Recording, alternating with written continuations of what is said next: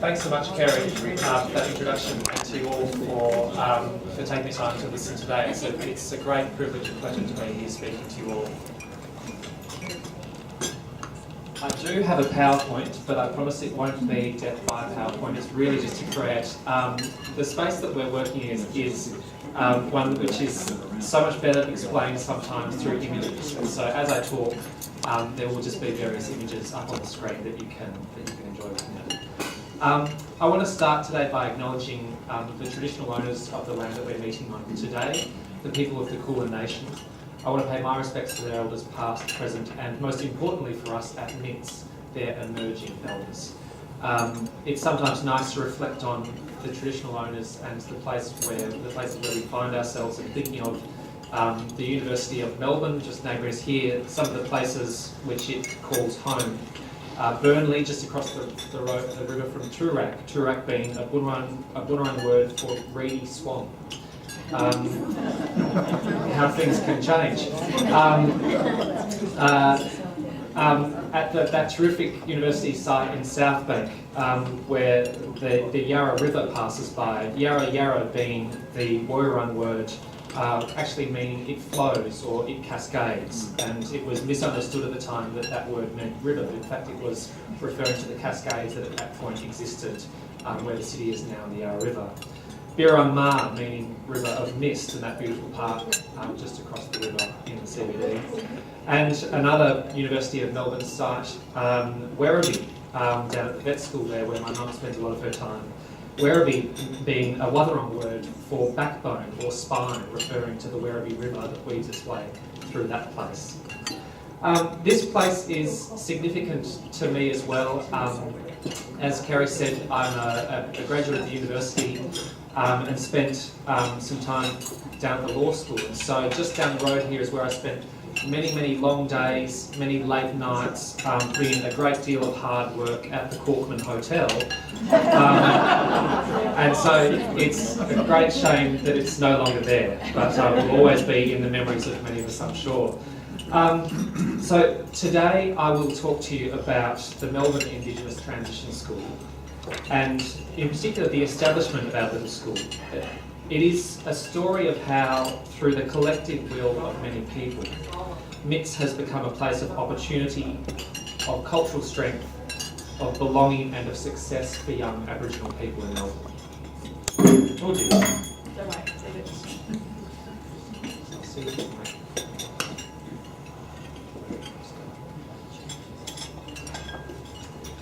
So MITS is a transition school for Indigenous students from remote and regional communities.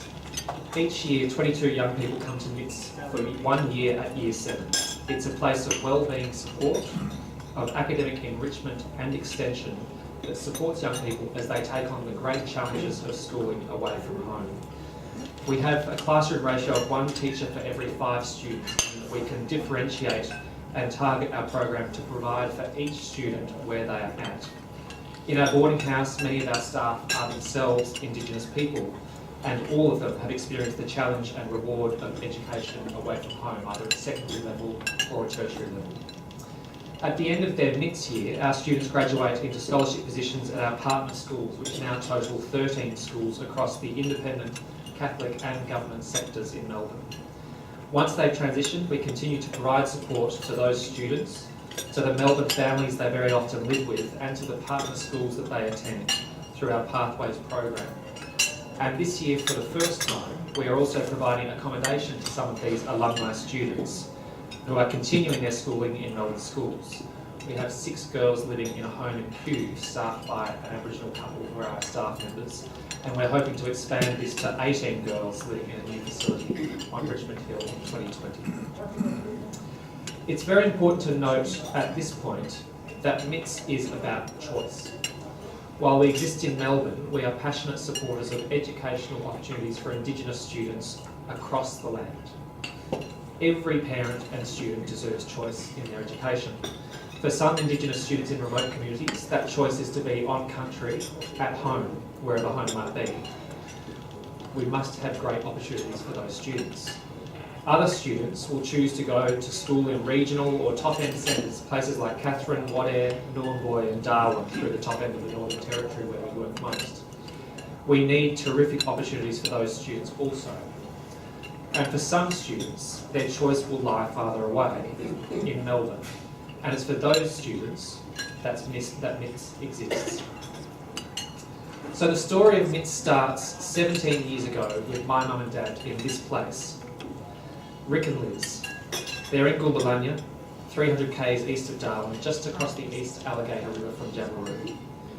At Gumbalanya, out of the seasonal floodplains that ebb and flood and retreat and dry through the 7 seasons that exist in that part of the world, rises the Central Arnhem Plateau. And that plateau is known as Stone Country, but it has also become known as Dog Dreaming Country. Mum first went to Gumbalanya in 1973 as a graduate of the vet school here at Melbourne University. And in 2002, she and Dad were invited to return. While they were there in 2002, Mum and Dad met Rona Pankal, a skinny 11-year-old kid with uncommon courage, an inquisitive mind and a generous but leaky heart. Rona would soon come to Melbourne for surgery on that leaky heart, would become a part of our family, and we would become a part of hers. And this is Rona pictured at age 15 at the Mamawarri outstation. Rona had rheumatic heart disease, a disease which is caused by a simple strep throat infection. If left unchecked, this infection can result in RHD, a potentially fatal disease. In Australia, RHD is all but unheard of outside of remote communities, and in the lead up to this year's federal election, there will be a significant campaign to encourage all sides of the parliament to rid Australia of RHD. So in the years to come, Rona would travel to school, to Melbourne many times more for surgery, but also to pursue education.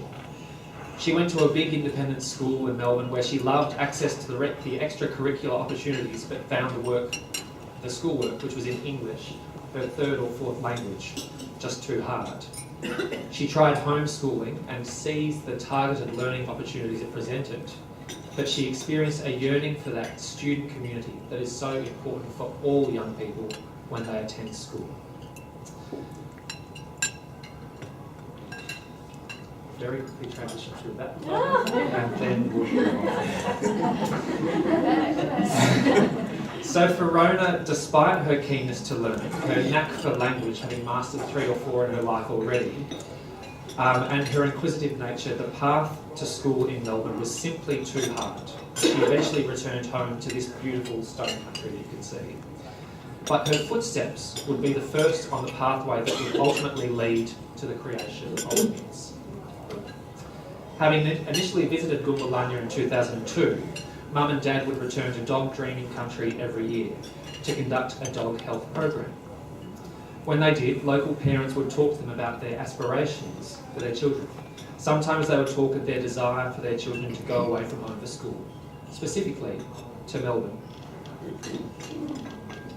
They would talk about Melbourne as a place of great educational opportunity, a place of high expectations, a place where their young people could meet and mix with other people, multicultural people, as Darwin says here. And they would talk about their dream that their young people could be ambassadors for their people, their culture and their country, teaching non-Indigenous people and non-Indigenous Australians. At the time, Trinity Grammar, where Dad was headmaster, had started its Indigenous Scholarship Program. In its first 13 years, 23 young Indigenous men would go through Trinity, and many other schools would share that passion to provide similar opportunities to young people. Terrific organisations like Yallery and the Australian Indigenous Education Foundation would be established to provide scholarships. And it's at this point that I do want to acknowledge the great Lois Peeler of Royal College, who provided us with so much support through this time. And it's wonderful to have Tanya Peeler here as well today. But through this experience, it became clear that for some students from remote Australia, the step directly into a big Melbourne school was so often just too hard. The Melbourne mainstream opportunity that they wanted was not, in fact, available to all who sought it. This experience that we heard and saw was supported by the data. Data represented that the outcomes gap faced by remote Indigenous students was not only enormous against their non-Indigenous peers, but also existed against their urban Indigenous peers. This graph shows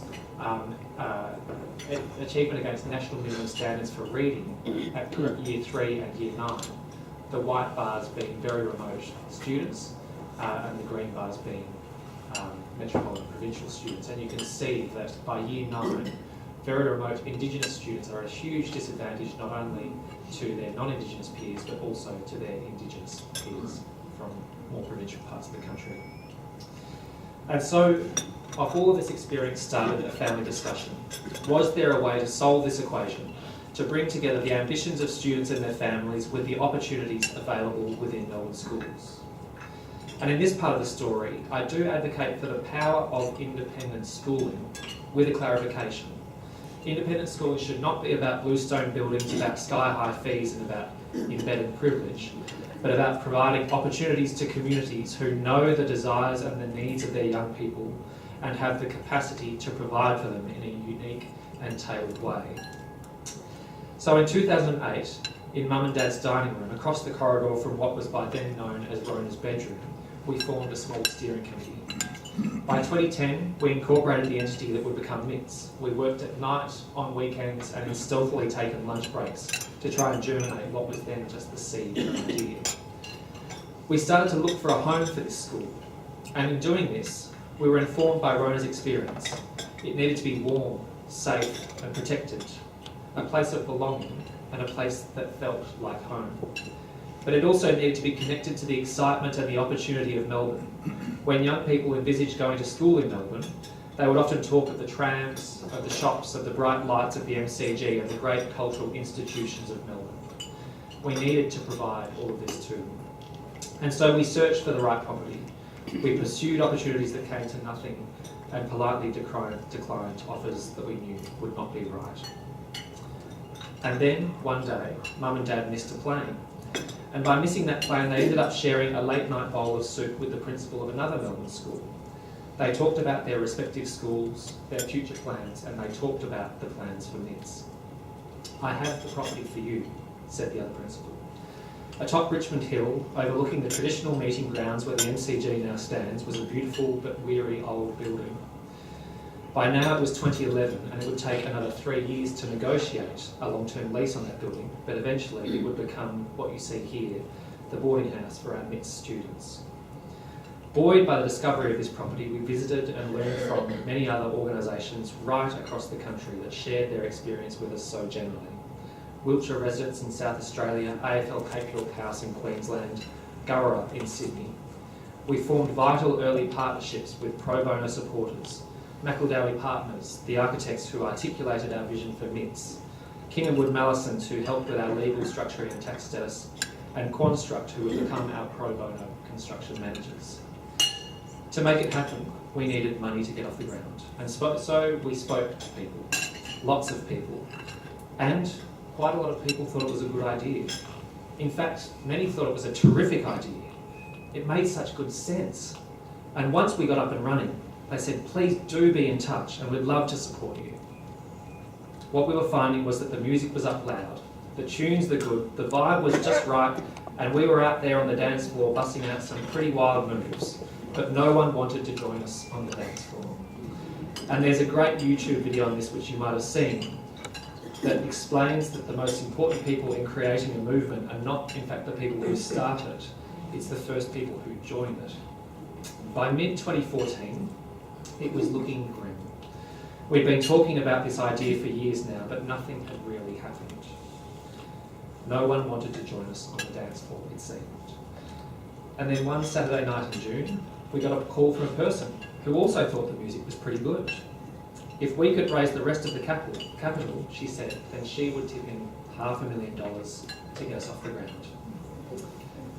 And so, on the back of this, I quit my job, or just about. At this stage, I was working in mergers and acquisitions at King Wood Mallesons, and I asked for a leave of absence from the firm for 12 months to give this a go. In October 2014, I started as MITS's first employee in a disused office at the St Kevin's Richmond campus on Richmond Hill. 15 months later, MITS would open to its first 22 students.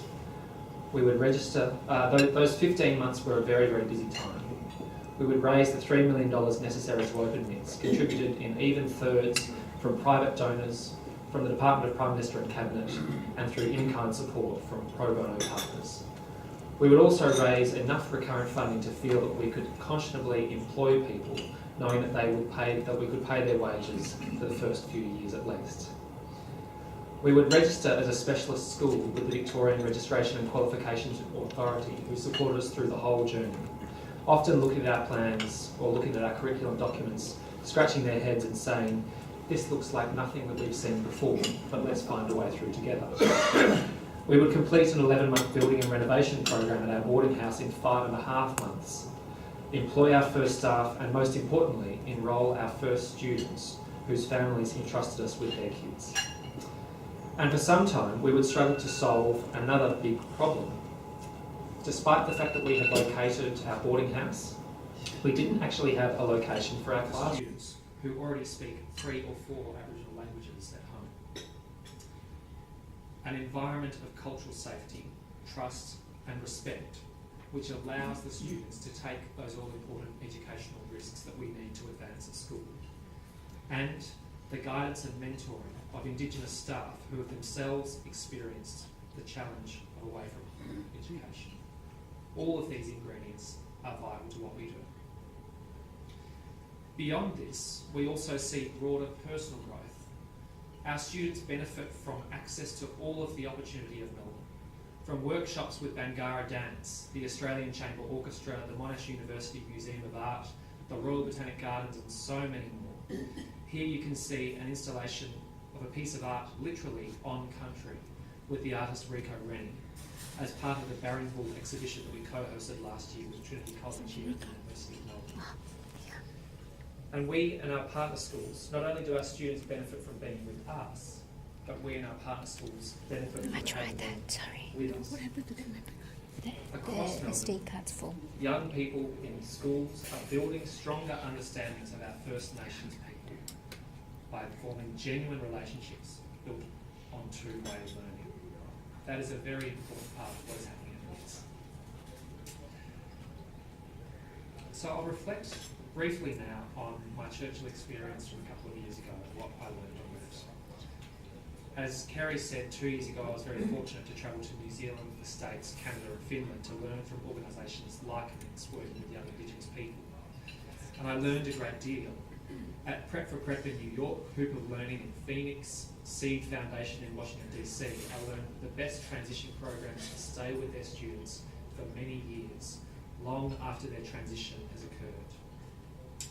Our students' pathways are long and they're rarely linear, everything that they must work in hard to experience success. In New Zealand, I experienced a blueprint for Australia. I want to use a story about a young person that we got to know a little while ago to demonstrate how many forms of success there are. So almost a decade ago, we got to know Beatrice, who came from Emu Point to school in Melbourne.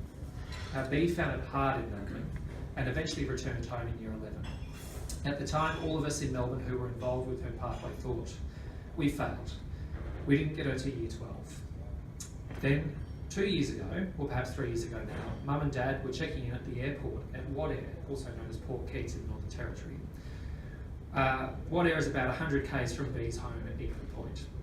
It's a very small airport with a couple of small commercial charters each day, and small commercial flights and a few more charters. It has never previously been run by a local person. But to their delight, when Mum and Dad arrived at the airport this day, they found Bea there, employed as the airport manager. She checked them in, along with the other passengers, speaking to passengers in both Moran Partha and in English, weighed their baggage, completed the flight manifest, radioed with the incoming pilot, met the plane, the works. This was all possible because of her education. That education, it turned out, had been an enormous success. It just took a little while to see it. So I'm putting a call out to all of you here in the room today to ask you to help frame success for our students broadly, beyond the quantitative lure of NAPLAN of ATAR and of PM benchmarks. The power of education is not what we achieve in it, but what we achieve as a result of it. Success will look like a great many things for our students. And I think of some of our recent students. Kanita from our class of 2017 wants to become a lawyer. Junior, class of 2016, a Kakadu ranger. Troy from the class of 2016, a scientist. Johnny wants to be a cattle station manager. All want to be successful. Education is without doubt the greatest social lever that we have. And we see every year at MITS the power of that lever. Through access to educational opportunity and through the creation of that critical sense of belonging, our students are experiencing success. Most importantly, that success will belong to them, but we will all share in it. Because as they thrive in universities, in university colleges, in schools, TAFEs, workshops, cattle stations and council offices, they will contribute to a more empowered Indigenous community, greater cross-cultural understanding, a shared appreciation of the cultural riches that we all enjoy here in Australia, and in time, ultimately, a more united and reconciled Australia. Thanks very much for listening.